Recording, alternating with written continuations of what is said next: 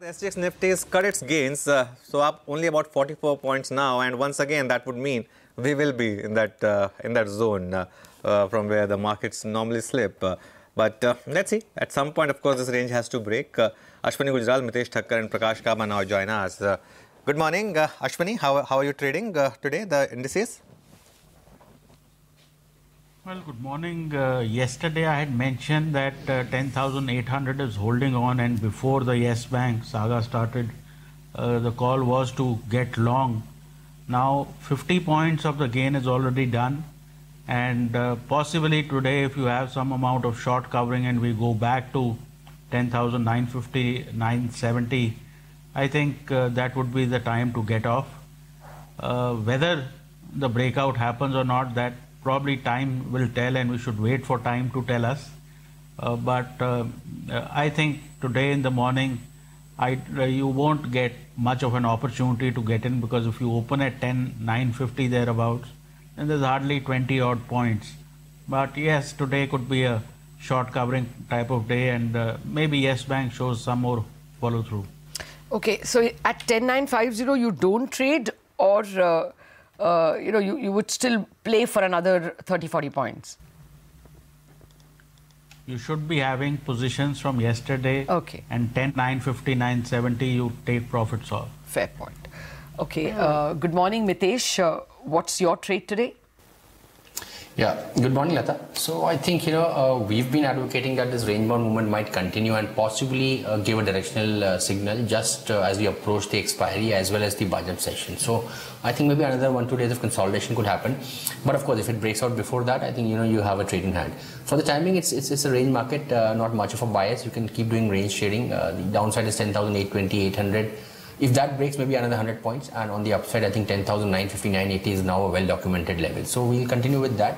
Yesterday, we had some short position on the stock side which got triggered out, but I think broadly the long position still remained, and the bias is mildly more on the long side.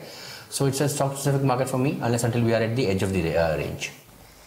Okay, stock-specific market. Prakash Gaba is also here with us. Prakash, what about you? What's the sense you're getting about today? Good morning, Sonia. Structurally, it tells me what has come down is likely to go up. The move that we have seen is sluggishness in the down move. It tells me there is support in the lower regions. 10,800 seems to be a strong support zone. So on the upside, perhaps 10,950. That's an area I'm looking to book profit. How do we trade this market? Looks like if we get dips, the dips can be buying opportunity as long as it's below 10,950. So 950 is the upper end of the range, but looks like we must have yesterday's low as a stop to work with, and maybe next couple of days we could see an up move here. Exactly similar as the case with Bank Nifty. It's come down, the come down is sluggish, up move is possible. 27,800 on the Bank Nifty is a possibility. Okay, let's discuss individual stocks then. Prakash, good morning. What's on your list? Anuj, good morning to you as well. I'll start with Dr. Reddy. That certainly looks good to me. A good base formation, and up move is continuing. Target on the upside 2,700. Stop below 2,650. I like Shriram Transport as well. Looks like we have seen some kind of 7 or 8 days of a down move. Up move should start from here. Yesterday was the first indication we got that it's going up. Target on the upside 1150, 1160 zones. A day or two. Stop below 1,090 should be okay. I also like SBI. SBI looks like PSU basket could be up today. And so SBI being the strongest stock, target on the upside 295, stop below 285. And I have a sell on Tata Elxsi. Broken down structure. Looks like it can see a slide to around 900 zone. A very tight stop about 940 should be okay. So it's 3 buys and 1 sell. Ashwini, you have all buys. Yeah, because today you're likely to see early morning bullishness. Anyway, Yes Bank is a buy with a stop of 208, target of 224.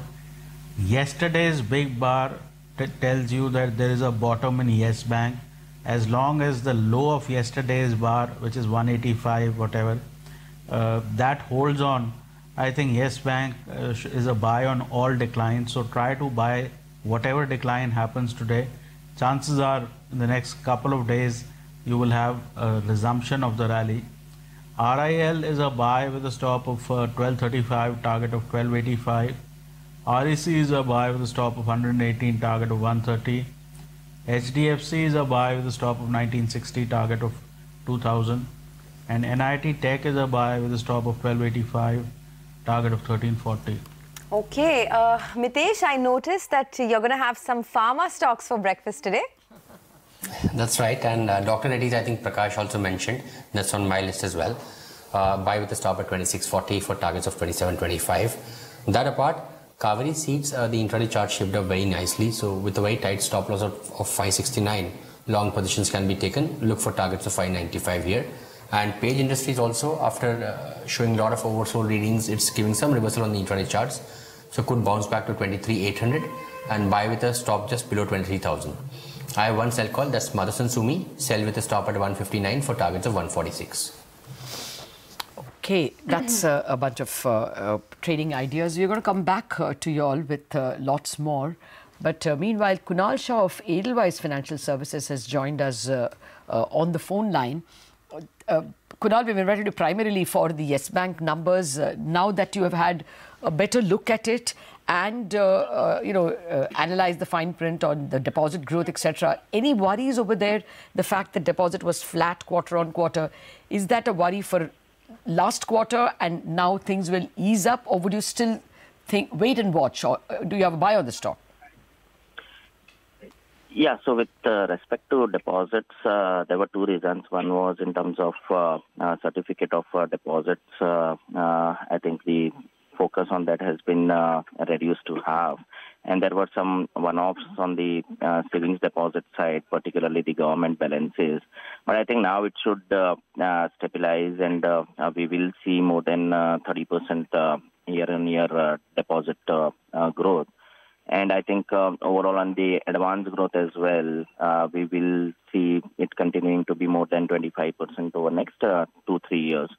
We continue to have buy on the stock with the target price of 279, given the intrinsic value of the franchise and the ROE profile. And currently the stock is at almost, say, 1.6 times FY20 book, so adjusted book. So that's where we have a buy.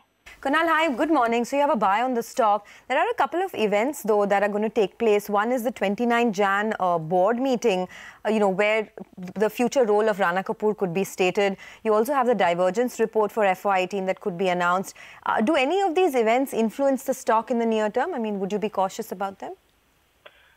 So maybe in terms of the board meeting on 29th, I think it will be largely in terms of I think that that would be with respect to the top management.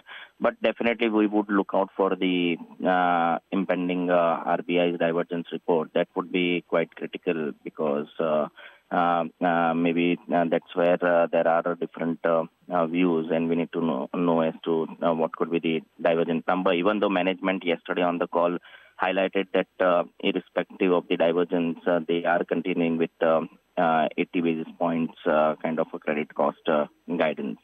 Okay. Well, what about, the fact that a new man could do some cleaning up? Is that a worry? And of course, I really want to know, what is your rating on the stock? No, so rating is buy, as I mentioned.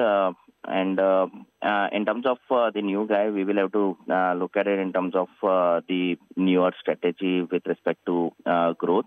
And maybe the divergence along with the new management, how the asset quality unfolds, that also will be watched for. So I think both these events, maybe in terms of the transitioning under the new management as well as the divergence report, that we definitely going to keep an eye on. Okay. Kunal, good morning. The one key feature over the last 1 year has been a lot of money has moved from both IndusInd Bank and Yes Bank into some of the other banks, ICICI Bank, for example. Do you think some of that will come back, or is it too early to take that call right now? No, so in terms of the strategic decision to reduce certificate of deposits and some of the maybe the institutional or HNI money, maybe that transitioning, maybe it would be, it was there for the near term. I think otherwise, when you look at it purely in terms of the retail deposits, it's still holding on pretty well, wait in terms of retail term deposits, or even savings account X of the government balances, that going strong. So I think on the retail deposit side, which would be key in terms of the stability of the deposit franchise, that continues to hold on well for them. Okay, now that we have you with us, what's the take on ICICI after the fact that several current people, some of them are of course outside ICICI, have been named as a possibility of being probed in the same charge, giving loans to Videocon? No, so again, currently they are not the part of the management, so be it in terms of the direct implication for ICICI. We don't see any risk out there, particularly with respect to this event. But again, maybe again yesterday there was speculations, and we need to see how it unfolds. But finally, maybe on ICICI, I think more fundamentally, if you look at it in terms of the performance, we should see the improving core operating performance for ICICI as well.